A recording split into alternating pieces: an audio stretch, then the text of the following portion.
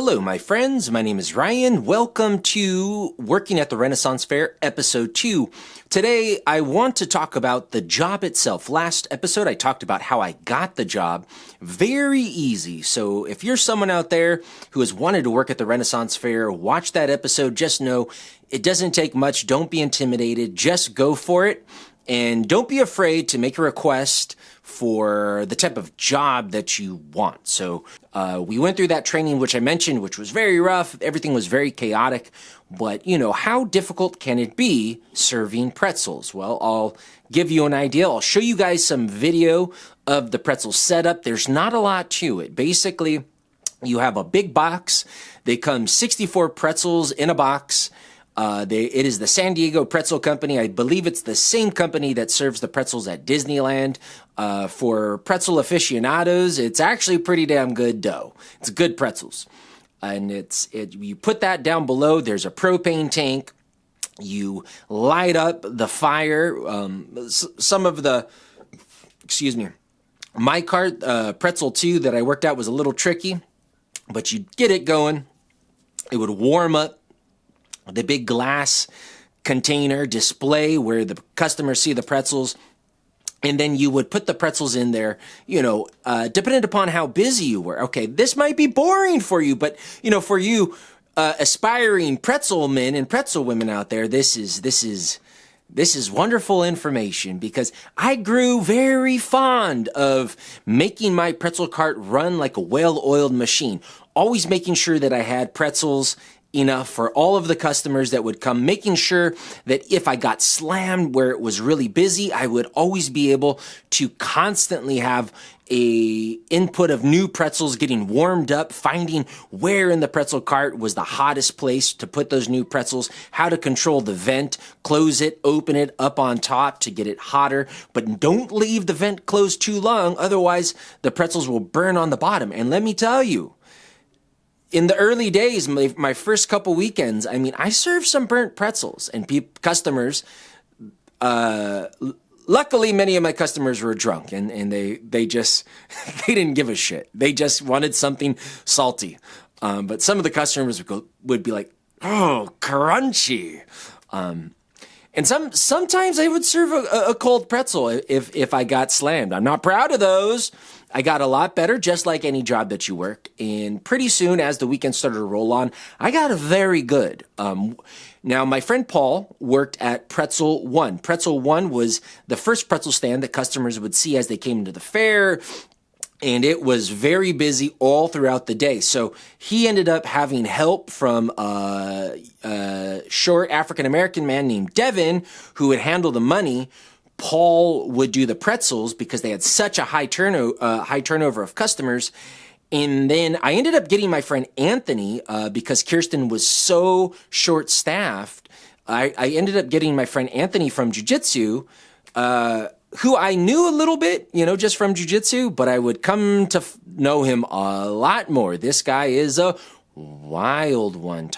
He would take shots of very high percentage alcohol before we even started the day. He would be going to the parking lot, doing lines of coke, smoking bong rips. This guy's a wild guy. He had a necklace of a golden phallus with balls with a little chain which he would pull, and the phallus would go from flaccid to erect as he pulled it. And he was selling pickles. He was selling pickles right next to Paul and Devin, who were handling the pretzels. And I'm not going to tell you all the stories, guys, because some of the stuff that he was doing shouldn't be mentioned. Okay, I'll leave it up to your imagination. But anyway, so that pretzel stand and pickle stand was very, very busy.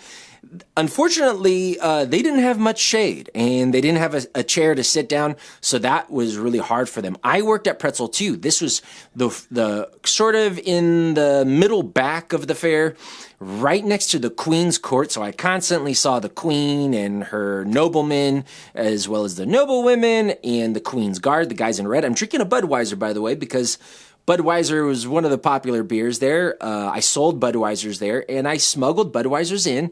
And yes, I drank on the job as well, although I wouldn't drink until 2 p.m. until all the customers were pretty drunk, and then I would start to drink, not get drunk, just buzzed, and it always made my day go by a lot nicer.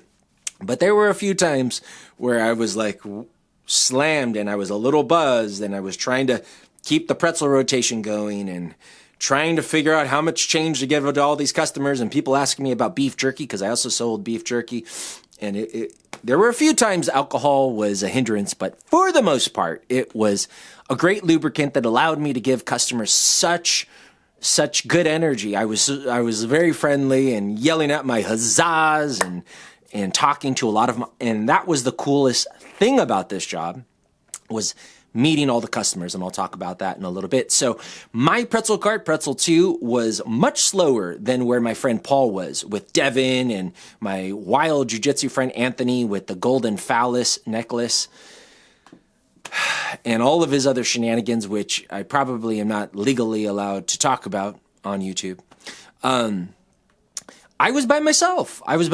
Pretzel 2, selling pretzels and jerky because it wasn't so busy, right next to the Queen's Court. And on the other side of me was La Oubliette, which was the skankiest beer stand in the land. It is, I don't know if you've ever gone to the Renaissance Fair, but it is basically, it is themed as a French prison, La Oubliette. And there's a master, this guy, Nico, who's got long black hair, real cool guy. He's been working the Renaissance Fair for years, and he's got about 5 very provocative women working for him, and they are just shouting all day at the customers coming down. You can't drink all day unless you start early. Beer is the most important meal of the day, this kind of stuff. But they didn't have to do that much. That's called hawking in Ren Fair language, or perhaps just vending language when you're yelling at customers. And I would find out that you can't hawk when the Queen's near, otherwise you can lose your job. Like although she's like play acting as the Queen, I guess she's sort of really kind of a de facto queen there. Interesting enough. Anyways, they didn't have to hawk for too long because their line was constantly crowded. They have these manacles, these chain manacles coming from the ceiling, and they would make customers put their hands in it. They would lock them up. They would just talk to them dirty like they're bad boys. I'm going to put it inside you. Touch my beaver. They would pull out this beaver, stuffed animal. I mean, they had so many gimmicks.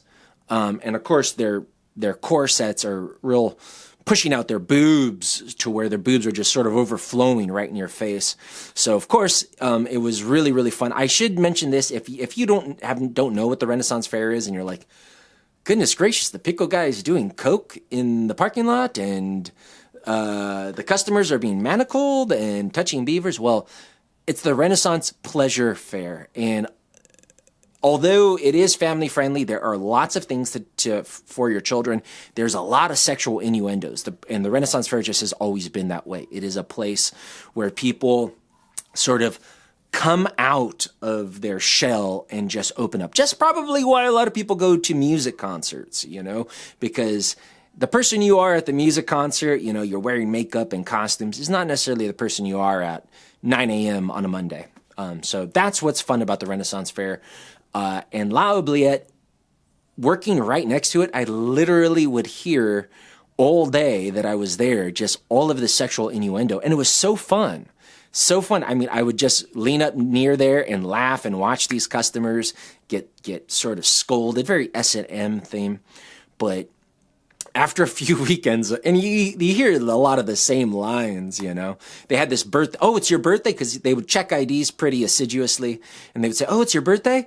Oh, we got a birthday song for you. And they would say, this, and all of the girls would start jumping. This is your birthday song. It isn't very long. And stop, and people would laugh. And then they'd go, oh, you want to hear the second verse? And they would say, this is the second verse. It's shorter than the... So kind of like that. Real cheesy, but when you're in that fair atmosphere and everyone is drinking and everyone's in costumes, sort of like you go to a Halloween, right? One of the reasons I love Halloween wherever I lived, whether I lived in China, Japan, or here in America, people are open to strangers, and that's how the fair is. That's the most magical part of it. You can literally just talk to strangers very easily. People are opened up, and they open up their wallets too, because the fair is very, very expensive. We were selling pretzels. Pretzels were probably one of the cheapest food items you can get in the fair. $5 for a pretzel, with salt, without salt, free mustard if we had it, $2 extra for a cheese sauce. Everything else, if you wanted a turkey leg or you wanted, there were so many food options. I mean, Scotch eggs, no meat pies. This was one of the things. A lot of people go to the fair year after year. They've been going for decades. That's how cool it is. If it's your thing, then there's nothing like it. Meat pies was one of the most grumbled about things that was missing. There was no meat pies this year. No draft beer, all cans. They had blamed it on COVID, but I talked to someone else who said it's actually more about keeping track and profit. I don't know. I don't want to go too into it. But things changed. The fair has changed. But that atmosphere of sort of playfulness and pleasure and openness is fantastic. And like I said, the customers are open, and they're opening up their wallets, and they're tipping pretty well. Now, I didn't just work Pretzels. I worked a couple other places. But I'll tell you, Pretzels, I just opened up a tip jar. I used to be a waiter a long time ago. When I was like 18 years old, 20 was the last time I worked as a waiter. So I hadn't gotten tips in a very long time. But it was interesting, like I would treat customers different if they gave me tips. I would size customers up and try to figure out who are the tippers. And sometimes I was way off. Sometimes the people who were so friendly that I gave the best service to wouldn't tip me at all. And sometimes the people who were pretty quiet and timid would give me a fat tip. So I found that part of the job fascinating. Like, how can I maximize my tips? Like, where should I place my tip jar? How should I approach the customer? And so I was constantly trying to refine my ability. And I will say, out of our entire crew, I was the highest tipped guy. But I will caveat that with, a lot of the times I wasn't just selling pretzels. I was also going to another stand called Fruit Ice. And basically we sold sorbet, although I've heard that sorbet is not supposed to have dairy, and our sorbet did. So it was basically sherbet. We sold coconut sorbet that actually came in a coconut shell, prepackaged, as well as pineapple that came in like a little small, real pineapple shell. They're really super cute. As soon as the customers would see them, especially if they were girls or into cute stuff, they'd fall in love with it. That was $6, also very cheap, and the line was not usually that long, except on a hot day. I would generally get, even on a cold day, I would generally get a little bit better tips at Fruit Ice. And so my tips were and sometimes I would even work a beverage stand that was right next to Fruit Ice. So it was really hard to compare my tips with my friend Paul's tips. And also, even though where my friend Paul was working with Devin and the Pickle King, my friend Anthony, they were pooling all of their tips together and then splitting it, whereas I didn't have to do that. I just had my own tips. So even though I had a lot less customers, it was just me. And me and Paul, I drove with Paul there and drove back. I would make him a big breakfast burrito as thanks, a couple breakfast burritos every morning. I'd cook him breakfast. We'd compare our tips, and I was always higher than him. So, but a lot of that was Fruit Ice. And there was one day at Fruit Ice, it was the second of the last Saturday, so a couple weekends ago, and it was really hot that day. And the person who normally worked Fruit Ice, I would just give that person a break. Now, is this person a man or a woman? Not trying to be provocative, but the person who normally worked Fruit Ice was trans. And I actually don't know if they were a man who was transitioning to a woman or a woman to a man. They were like right in that middle stage. And I don't know if it was the transition that was complicating their health, but they had, they like to get out, I don't know. Anyways, very cool person. And I will say this, I met a lot of trans people that were awesome. I don't normally have a lot of trans people in my circle. I don't see them at jiu-jitsu. I don't see them in my normal day-to-day. And there are a lot of trans people who go to the Renaissance Fair, and they were all awesome. A lot of gay people, a lot of people of all ilks. And of course you do get rude customers, but overall, people are people. And most of them are awesome. It's one of the reasons I really love backpacking is that I got to meet so many awesome people. And this sort of felt like it as well. I did meet some rude customers, some very ungrateful people and stuff like that. But for the most part, very cool people.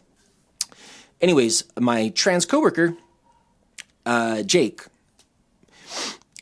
usually I would give Jake like a 1 or 2 hour break, but one day Jake was just really not feeling well, so I covered for the entire day at Fruit Ice, and that just happened to be the busiest day at Fruit Ice, really, really hot, where I almost completely sold out, so there was like almost no sorbets left for Sunday.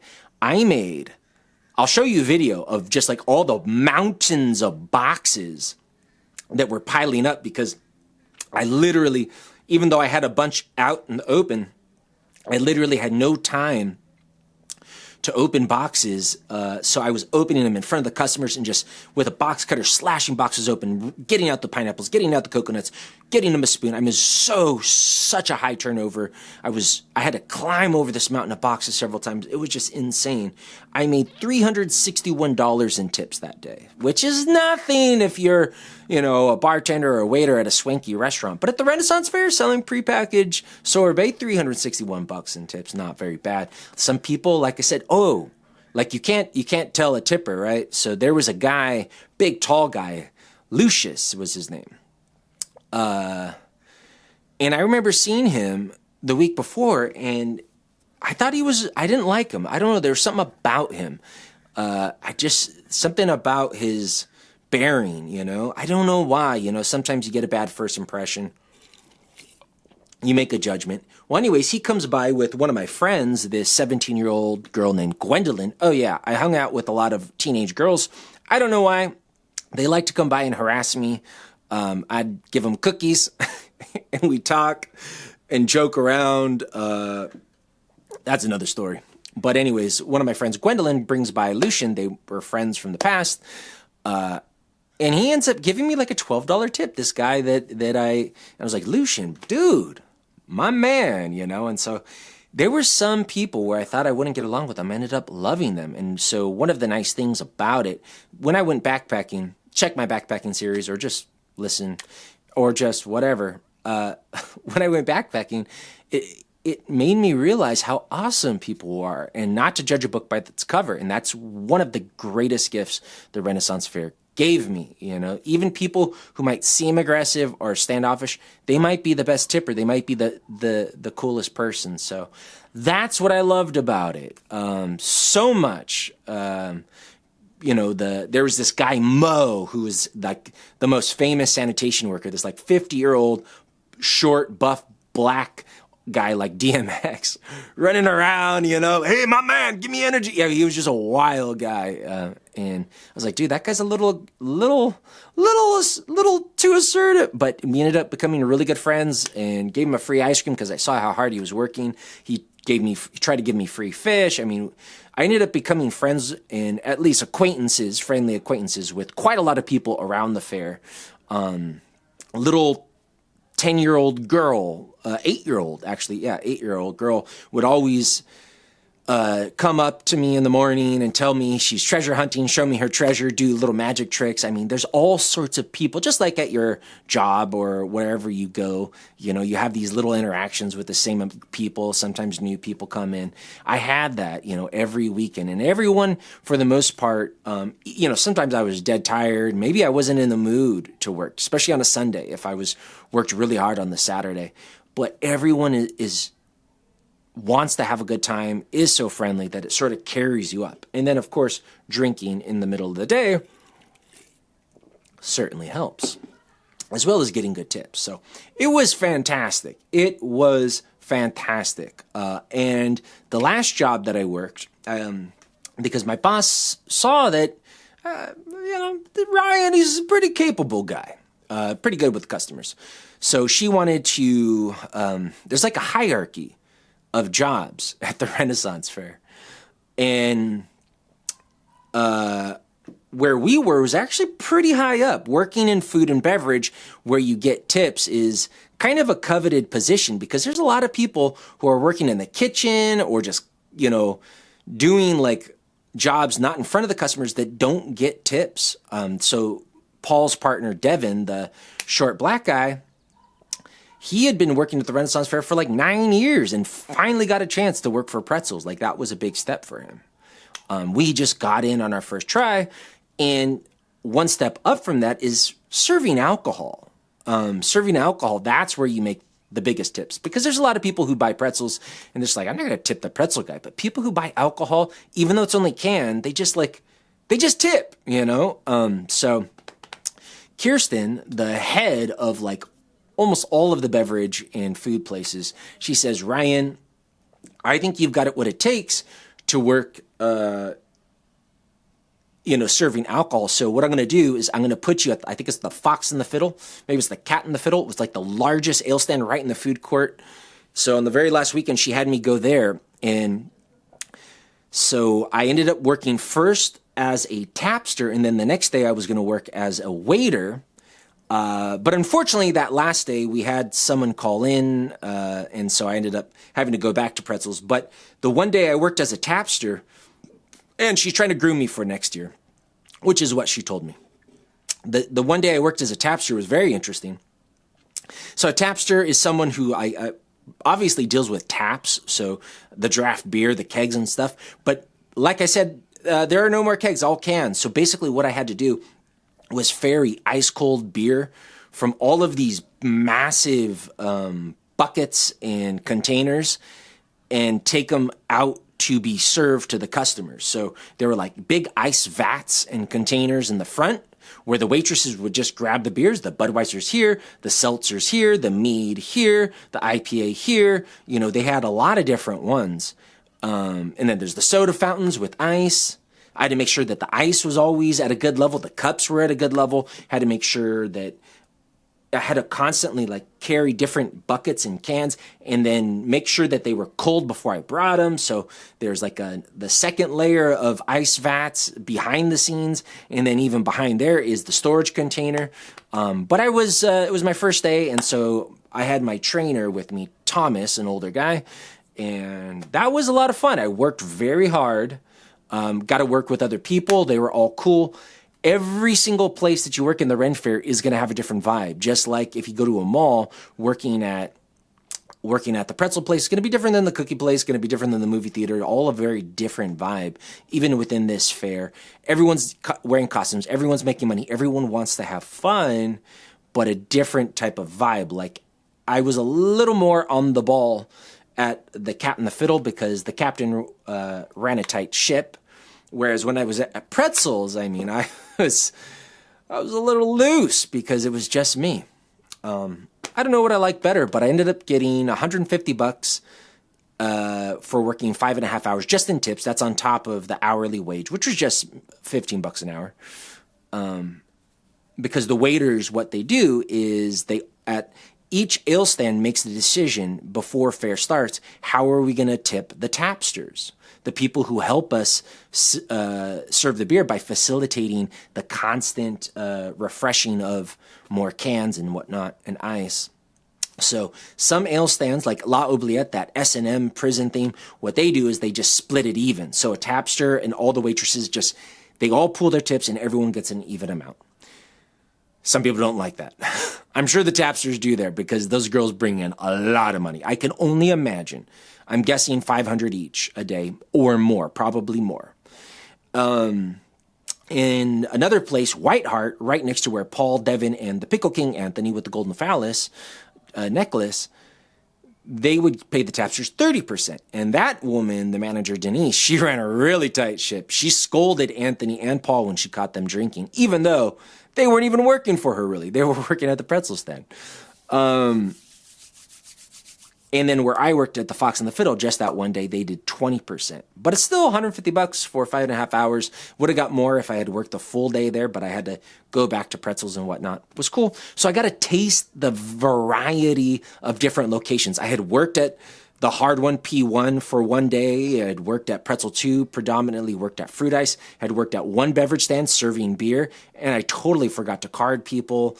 But I'm a hard worker, but some rules, if I see that you look 35, I'm not going to card you. I'm sorry.